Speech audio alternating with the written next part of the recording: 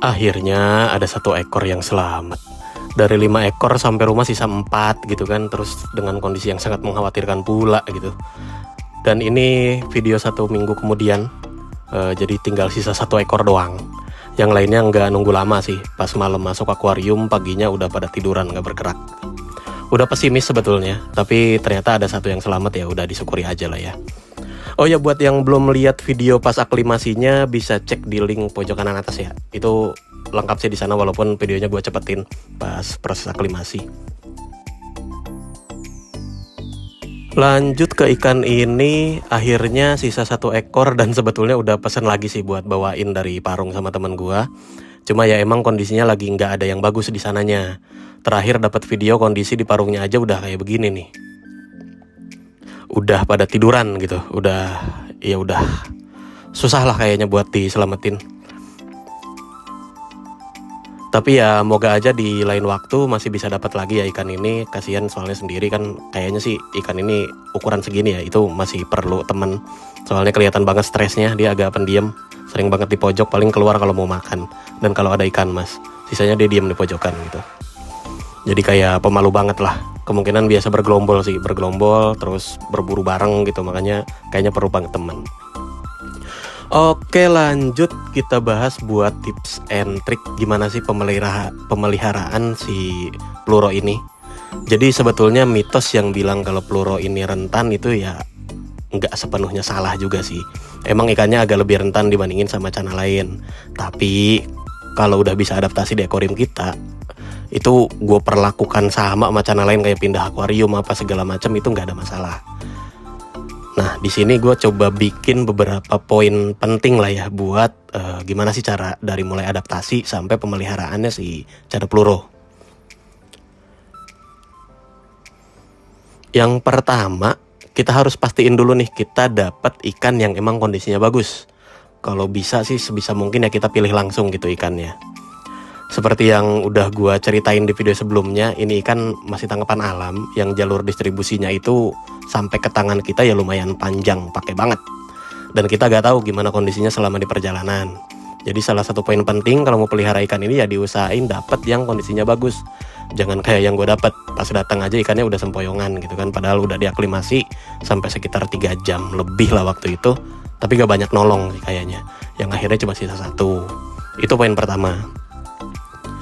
Lanjut yang kedua, ya kita harus mau nggak mau harus sabar pas aklimasi. Jangan buru-buru pengen masukin ikannya ke akuarium. Sebenarnya cara aklimasi gua yang di video pertama itu nggak salah-salah amat, cuma emang harusnya ada cara yang lebih baik sih. Biasanya gua pakai dripping method buat ikan-ikan alam yang baru datang gitu. Cuma berhubung ini udah sore menjelang malam, ya udah nggak sempat banget sih buat nyiapin alat-alatnya, ya udah seadanya aja. Akhirnya gue cuma campur-campur pelan-pelan sampai sekitar 3 jam lebih lah. Terus apa sih sebenarnya dripping method itu? Jadi air dari akuarium kita itu kan dicampurin ke air bawaan ikan tuh. Nah kalau pakai dripping method itu setetes-setetes air yang dicampurin. Gue biasanya pakai selang sama alat buat atur volume aerator sih. Jadi ada volumenya tuh kan, bisa dikecilin bisa digedein. Jadi itu setetes-setetes gue campurin airnya. Ini nanti ada fotonya, gue kasih alat si volume aerator itu kayak gimana biar gampang dicari. Nah buat dripping method ini gue biasanya ngabisin waktu tuh seharian sekitar 10-12 jam, tergantung kondisi ikannya juga. Yang gak harus ditungguin kan ya, bisa ditinggal gitu kan. Biasanya pagi-pagi ikan nyampe jam 9 jam 10 itu baru masuk ke akuarium gue tuh sekitar jam 9 jam 10 malam. Ditinggal aja nggak masalah gitu. Paling kalau misalnya airnya udah kepenuhan ya dibuang, gitu aja sih. Ya emang lama sih, cuma ya beberapa ikan yang gue perlakukan begitu jadi lebih aman sih dipelihara ke depannya. Terus apa sih gunanya dripping method sama kenapa harus dripping gitu? Jadi kita kan nggak tahu nih parameter air dari bawaan ikannya ini kayak gimana. Yang beda itu kan nggak cuma suhu, tapi banyak parameter lain kayak pH, KH, GH gitu yang bisa jadi berbeda tuh antara air yang ada di dalam plastik sama air yang ada di akuarium kita. Nah, dripping method ini airnya kan kecampurnya pelan-pelan. Makanya perubahan parameter airnya pun harusnya jadinya pelan-pelan juga, nggak shock gitu ikannya. Jadi si ikannya itu sempat menyesuaikan diri, sempat adaptasi. Itu makanya yang bikin ikannya jadi lebih kuat gitu. Gue sih sebenarnya rencananya pengen bikin juga video buat dripping itu kayak gimana. Cuma sampai sekarang gue belum dapet pelurunya lagi. Kayaknya nggak asik aja gitu kan nunjukin caranya, tapi nggak ada objek yang buat ngebuktiin kalau metode ini lebih efektif gitu. Nanti kalau misalnya gue udah dapet lagi ikannya, pasti gue buatin si videonya.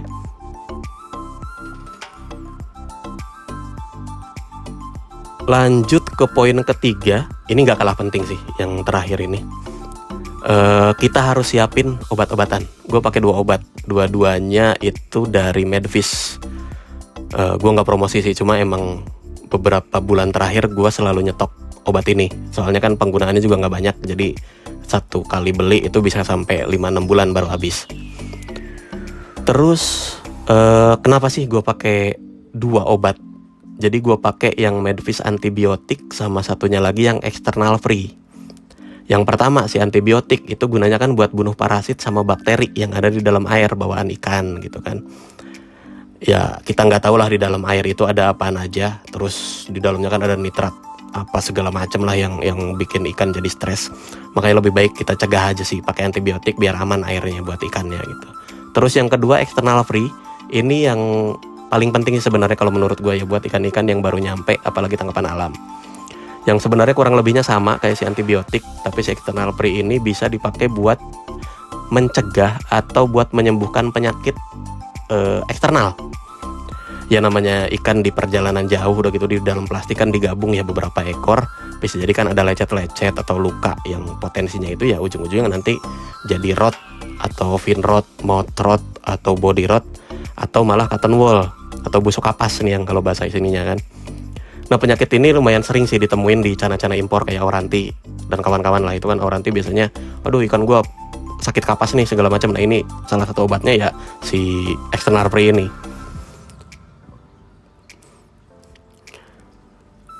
Dengan alasan-alasan itu sih makanya gue pakai 2 obat sekaligus buat pengadaptasian si ikan-ikan yang baru nyampe, terutama yang tangkapan alam.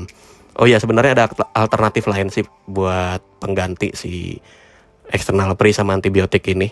Biasanya gue pakai kadang-kadang ya gue pakai si acriflavin sama methylene blue. Ini lebih gampang sih buat didapetin di toko-toko ikan, juga banyak sih buat obat-obatan yang lumayan umum lah ini. Oh ya gue ada foto si cana pluro gue pas baru beberapa hari ya, baru 2 atau 3 harian. Nah ini gue tampilin, itu kan kelihatan tuh sirip-siripnya masih grepes-grepes, nggak rapi gitu. Nah luka-luka ini nih yang bisa jadi potensi buat timbulnya rot atau cotton wool. Makanya akhirnya mau nggak mau gue harus nyiapin si 2 obat itu buat pencegahan gitu.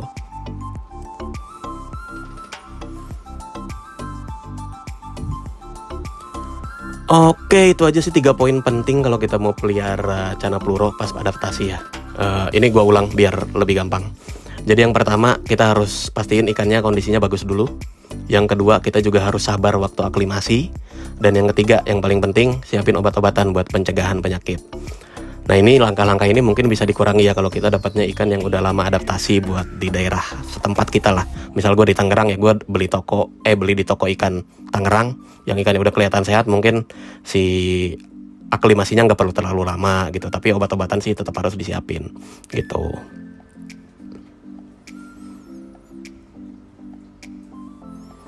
Lanjut kita ngomongin tentang asal-usulnya dulu kali ya buat si cana pluro ini dari mana dan kayak apa gitu. Jarang-jarang gue bikin video yang agak panjangan, biasanya kan cuma 5 menit. Nah ini kita bikin agak panjangan biar lebih lengkap. Bentar tapi gue coba napas dulu.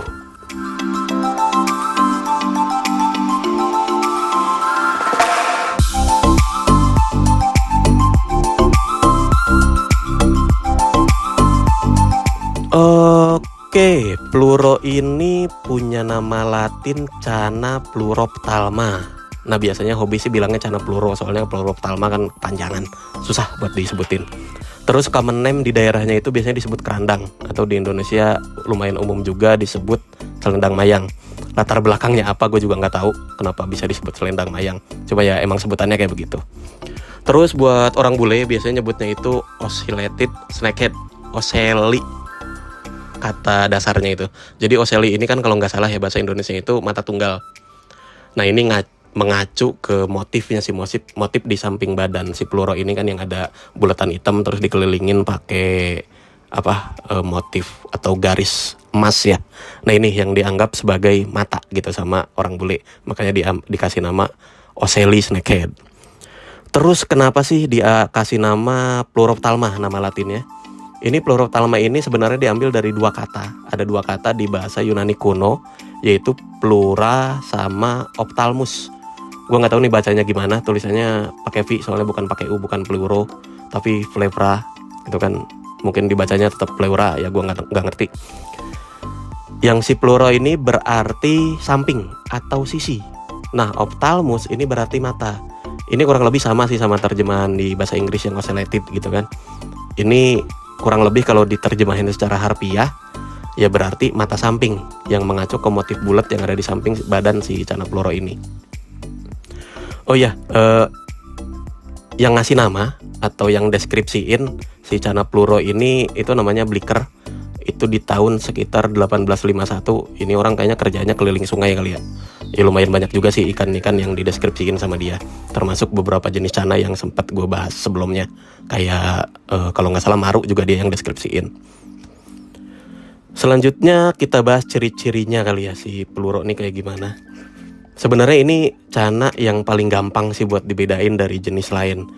Dari bentuk badan pun ini udah beda gitu. Jadi si pleuro ini badannya itu lumayan lebih pendek dibandingin sama si channa lain. Udah gitu gepeng. Kalau dari depan tuh badannya gepeng banget, nggak ngebulet gitu kayak channa-channa lain. Makanya paling gampang dibedain dari bentuk badannya doang. Terus kalau dari motif, ini kalau gue bilang sih salah satu channa yang paling cakep ya warnanya. Jadi dia itu punya motif kalau dewasanya itu metalik, biru, kehijauan, ada motif-motif hitam di sekitaran badannya gitu. Selain itu ada juga buletan-buletan hitam pekat, dan di sekeliling buletannya itu ada garis emas. Ini mirip sama Cycla orinosensis kali ya, kalau yang mainan peacock bass itu pasti tahu orino tuh kayak gimana motifnya ya. Ini kurang lebih sama, cuma yang si pleuro ini badannya lebih biru sama lebih hijau. Apa ya warnanya ya, biru kehijauan metalik gitulah. Nah yang gue bingung dengan motif yang bagus banget ini kok ya bisa jarang gitu kan di akuarium hobis. Ya mungkin itu tadi salah satunya ya, ikannya emang lumayan rentan, makanya hobis juga mulai bosan kali ya buat pelihara ikan ini. Tiap beli mati ya, lama-lama bosan. Nah ini makanya kenapa gue bikin video ini biar buat yang minat gitu bisa dicoba lah caranya. Ya mungkin aja berhasil, soalnya di gue berhasil gitu. Selanjutnya kita bahas tentang penyebaran. Ikan ini sih cuma ada di Indonesia, berarti natif di Sumatera sama Kalimantan. Cuma yang di Sumatera gue nggak terlalu dapet detailnya di Sumateranya Sumatera mana. Kalau yang di Kalimantan itu menurut literatur yang gue baca-baca sih, gue cari-cari itu ada di Kapuas sama Barito. Terus lokalitinya itu sekitar Banjarmasin lah di Kalimantan itu. Buat habitatnya sendiri, kebanyakan ikan ini ditemuin di Blackwater sih, yang seperti yang kita tahu lah ya. Kalau Blackwater itu pasti pH-nya rendah. Mungkin ini jadi salah satu penyebab sih kenapa ikan ini susah diadaptasi di akuarium yang di hobis gitu, terutama daerah Jabodetabek yang pH-nya mendekati normal sekitar 6-7. Cuma yang gua agak bingung, ini gua nggak dapet justru literatur yang bilang si Channa pleuro ini hidup di daerah yang habitatnya itu pH-nya rendah airnya. Justru mendekati normal. Itu sekitar 6,5 sampai 7,5, yang berarti ya sebenarnya pH airnya nggak jauh beda sama pH air di perumahan-perumahan penduduk gitu. Mungkin emang sebenarnya penyebabnya bukan dari pH ya, bukan dari parameter air, tapi emang ikannya aja yang gampang stres dan emang rentan gitu. Makanya di akuarium hobis banyak yang bermasalah. Terutama buat adaptasinya sih agak susah di awal-awal gitu.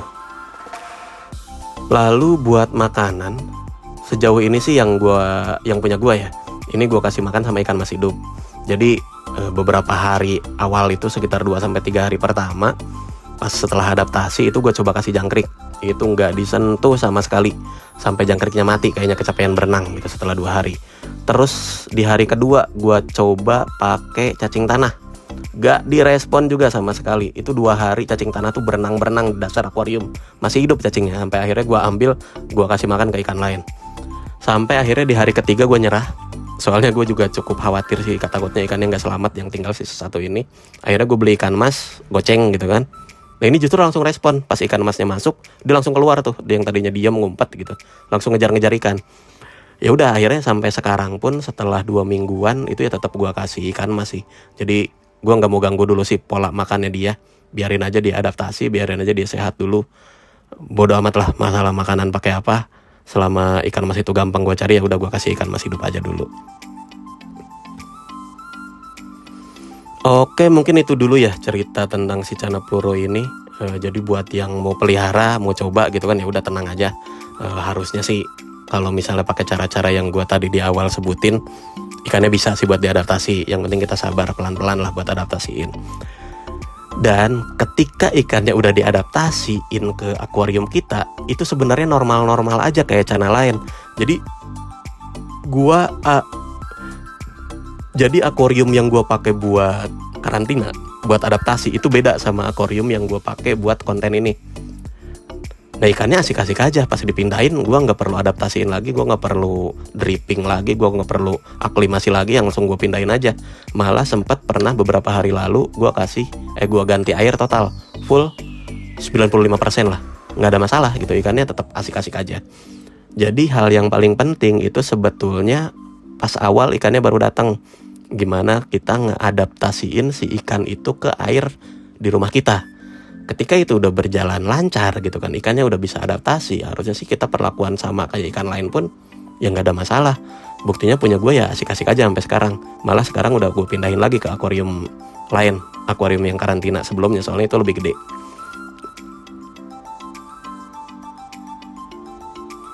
Oke, mungkin segitu dulu dan terima kasih buat yang udah nonton. Semoga bermanfaat dan sampai jumpa di video-video berikutnya.